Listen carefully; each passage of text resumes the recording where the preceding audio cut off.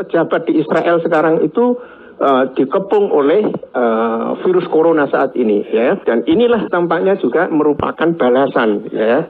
Kita tahu balasan terhadap Israel, ya, Zionis, dan saya menduga ini adalah inkubasi untuk menjadi dajjal itu. Karena nanti, ya, jadi kalau sebuah negara diperintah oleh pemerintahan yang zalim, menindas rakyatnya, korupsi dan lain sebagainya, itu tinggal tunggu kehancuran saja, gitu loh. Belum ada yang namanya antivirus yang dikembangkan, yang sudah terbukti bisa digunakan oleh Israel, itu tidak ada sama sekali.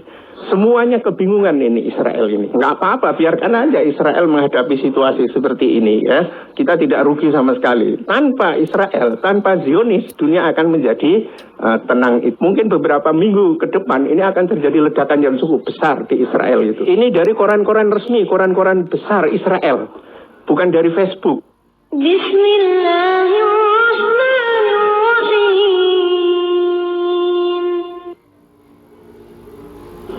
Assalamualaikum warahmatullahi wabarakatuh. Pemirsa yang berbahagia, sekedar untuk merespon dari unggahan atau komentar yang disampaikan di YouTube kita, tampaknya dari Kristen yang mengatakan bahwa Yerusalem atau Israel itu dilindungi oleh Tuhan Yesus, ya, dan karena itu tidak terpapar oleh virus corona. Ini adalah pernyataan yang dibuat oleh komentator yang tampaknya dari Kristen, dan karena itu saya mencoba sekali lagi untuk menelusuri media-media milik Israel sendiri. Antara lain adalah Jerusalem Post, kemudian juga Yediot Ahronoth, Haaretz, kemudian Time of Israel. Justru saat ini kalau dilihat secara faktual, ya, terutama yang dipresentasikan oleh media-media saat itu, Israel sedang menghadapi pusat inkubasi virus yang luar biasa. Ya, data terakhir menunjukkan bahwa hari ini Israel itu menderita pukulan yang sangat mematikan karena negara yang sekecil itu sekarang sudah terjangkit sekitar 6.200 orang, ya, yang mati 31. 2 hari yang lalu atau 3 hari yang lalu baru 4.000. Jadi peningkatannya sangat tajam itu. Dan berita-berita terakhir menunjukkan bahwa Menteri Kesehatan sendiri, Litzman, beserta istrinya, itu sekarang sudah dinyatakan positif kena virus corona ini, ya. Dan ketika Menteri ini masih terus bekerja, tampaknya dia adalah orang dari Yahudi Ortodok, kalau dilihat dari pecinya itu, dan terus bekerja dan pada gilirannya menular, ya, sehingga kepala Mossad, kepala intelijen Israel, dan NSC, ini bagian-bagian militer dari Israel itu sekarang mengkarantina diri. Ya, jadi hampir semua pejabat di Israel sekarang itu dikepung oleh virus corona saat ini, ya. Nah, termasuk kota-kota yang menderita pukulan Israel paling besar adalah kota-kota yang ada di Yerusalem itu sendiri, ya, di mana di sana ada lingkungan suburban yang banyak dihuni oleh Yahudi Ortodok, itu banyak sekali terkena dan melonjak, ya.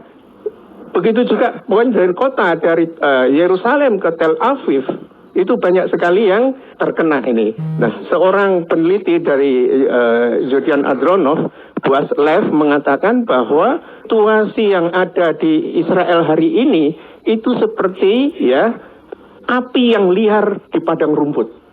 Jadi luar biasa ini, ya. Kita kalau tahu tentang gambaran tentang bagaimana satu kawasan kena musibah kebakaran, kemudian rumputnya itu mengering, maka biasanya itu memang akan sangat habis semua itu kondisi. Inilah yang digambarkan langsung oleh Boaz Lev, ya, salah satu pejabat dari Israel, ya, dikutip oleh Yediot Ahronoth, ya. Nanti akan linknya kita buat semua.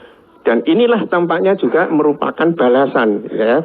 Kita tahu balasan terhadap Israel, ya, Zionis, dan saya menduga ini adalah inkubasi untuk menjadi dajjal itu. Karena nanti dalam terminologi akhir zaman memang dajjal itu pada gilirannya memang membuat kerajaan di Israel itu.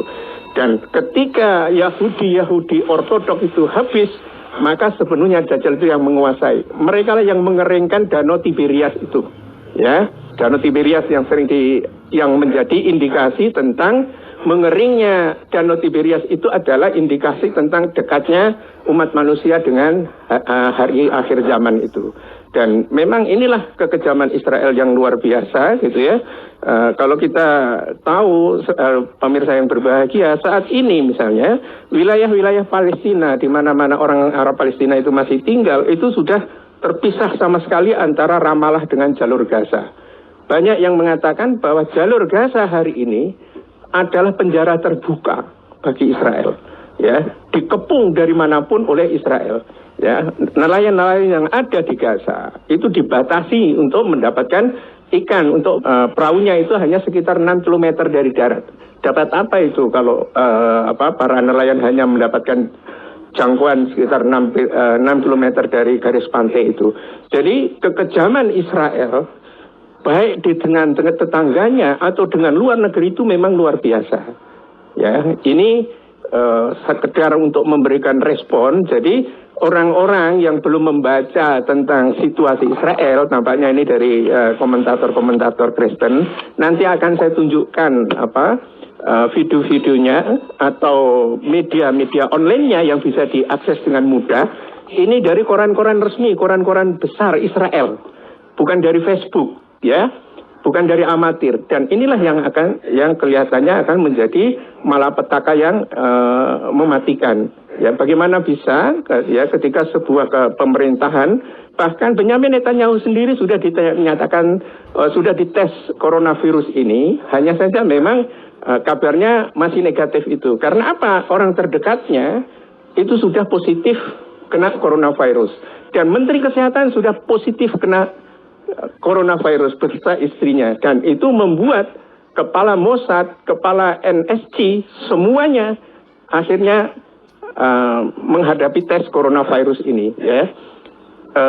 Dalam satu negara yang sangat kecil seperti Israel, ya, dengan lonjakan virus yang begitu kuat, saya kira ini adalah suatu indikasi bahwa memang benar-benar Israel sekarang ini hanya seperti rumput liar yang dilalap habis oleh api itu. Dan tampaknya belum ada yang namanya antivirus yang dikembangkan, yang sudah terbukti bisa digunakan oleh Israel, itu tidak ada sama sekali. Semuanya kebingungan ini Israel ini, ya. Dan ketika dia mencoba untuk memberikan batasan terhadap Kristen Ortodok, maka yang akan terjadi kemudian adalah kekerasan horizontal antara bukan Kristen Ortodok, Yahudi Ortodok maksud saya, itu akan terjadi kekerasan horizontal. Ya, kita tahu bahwa Yahudi Ortodok ini betul-betul anti teknologi, ya, dan sistem penjelasnya hanya didasarkan pada kitabnya itu, ya, termasuk kitab Talmud itu, ya.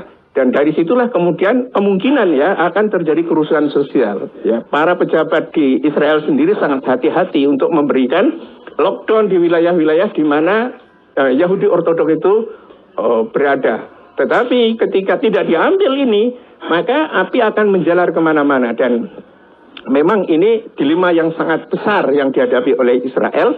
Dan ini saya kira nggak apa-apa, biarkan aja Israel menghadapi situasi seperti ini, ya. Kita tidak rugi sama sekali. Tanpa Israel, tanpa Zionis, dunia akan menjadi tenang itu, ya. Dan saya yakin bahwa dengan informasi-informasi yang kita berikan ini, sebetulnya saya sendiri punya maksud supaya kita semua bisa merenung, ya. Jadi kalau sebuah negara diperintah oleh pemerintahan yang zalim, menindas rakyatnya, korupsi dan lain sebagainya, itu tinggal tunggu kehancuran saja, gitu loh. Ya, ini supaya kita merenungkan bersama-sama, ya. Apa yang dialami oleh Israel, ya, itu juga dihadapkan pada situasi yang berkembang di Italia, seperti yang baru saja saya sampaikan, juga di Amerika. Dan ini semua menandakan bahwa betul-betul kalau lihat kita berpikir by data, ya, dengan data yang ada, memang virus corona ini betul-betul menyasar kepada orang-orang yang zalim. Nyaris tidak ada yang lolos itu. Ya, ini Sekali lagi saya tidak tahu persis apakah ini layak disebut sebagai tentara Allah, tapi saya katakan ini adalah peringatan yang keras dari Allah. Ya, adanya virus ini adalah peringatan yang keras dari Allah Subhanahu wa taala. Tinggal reaksinya dari manusia itu seperti apa. Ya, sama seperti zaman Nabi Musa dulu ya. Pemimpin yang zalim diingatkan dulu ya dengan berbagai wabah bahkan darah ya. Bagaimana darah bisa diadal di mana-mana, di Sungai Nil itu merah dari darah. Itu adalah peringatan dulu. Dan kalau tetap membandel, ini bukan satu-satunya peringatan. Fir'aun dan tentaranya ditenggelamkan. Dan mestinya memang sebetulnya Israel itu harus banyak belajar dari sejarah yang dialami oleh Bani Israel pada masa dahulu itu. Tetapi sekali lagi, memang Israel yang ada sekarang adalah Israel Zionis, yang tidak merupakan keturunan Yakub atau dari Israel itu sendiri. Jadi Israel itu adalah nama lain dari Nabi Yakub. Tetapi dia beragama Yahudi dan disebut sebagai Yahudi Askenati, Yahudi suku ke-13, ya, atau sering kita sebut sebagai Yahudi Zionis. Ya, inilah beban berat yang tampaknya harus disangga oleh Israel, dan rasakan peringatan ini. Mudah-mudahan orang semua yang melakukan kezaliman terutama bisa merenungkan bahwa ini betul-betul peringatan keras dari Allah Subhanahu wa taala. Dan karena itu baiknya kita tunduk dan patuh terhadap apa yang diperintahkan Allah, menjauhi larangannya, dan kemudian juga jangan menindas, jangan mengorupsi uang rakyat, ya.